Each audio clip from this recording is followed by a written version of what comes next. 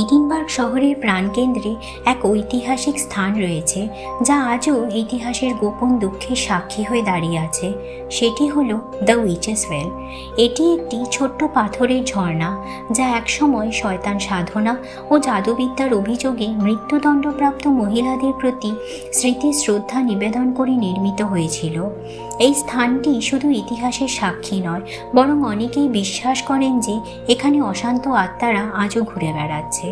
কয়েকজন স্থানীয় বাসিন্দার দাবি, তারা রাতের অন্ধকারে এই স্থানটির কাছে যাওয়ার পর এক অদ্ভুত শীতল বাতাস অনুভব করেছেন এবং কিছু মুহূর্তের মধ্যে সেখানে নিঃশব্দে পায়ের শব্দ শোনা গেছে।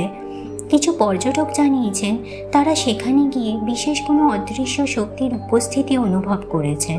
এমনকি কিছু অজ্ঞাত ছবি বা ভিডিও ধারণ করেছেন যেখানে কিছু অদৃশ্য বা অস্বাভাবিক আলো দেখা গেছে।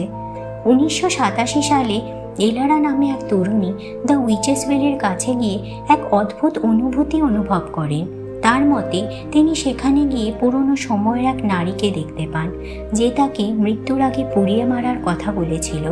এলারা দাবি করেছিলেন সে নারীর চোখের দিকে তাকিয়ে সেই মুহূর্তের মধ্যে অতীতের সব কিছু দেখতে পেয়েছিল। এলারা ওই রাতের পরে বেশ কিছুদিন অসুস্থ হয়ে পড়েন এবং তিনি রাতে অদ্ভুত স্বপ্নে ভুগতেন যেখানে তার সামনে সেই মৃত নারীর আত্মা এসে তাকে ভয়াবহ অভিশাপের কথা বলতো।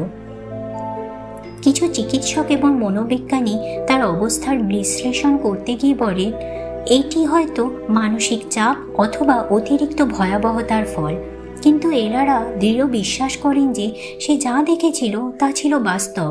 এলারা কেসের পর থেকেই দ্য উইচেস ওয়েলের ভুতুড়ে কাহিনীগুলি আরও বেশি ছড়িয়ে পড়ে এবং আজও অনেকেই স্থানটিতে গিয়ে এসব অদ্ভুত অভিজ্ঞতা অর্জন করতে চান, যদিও ইতিহাসের অন্ধকার দিকটি তাদের ভয়াবহতা থেকে রক্ষা করতে পারে না।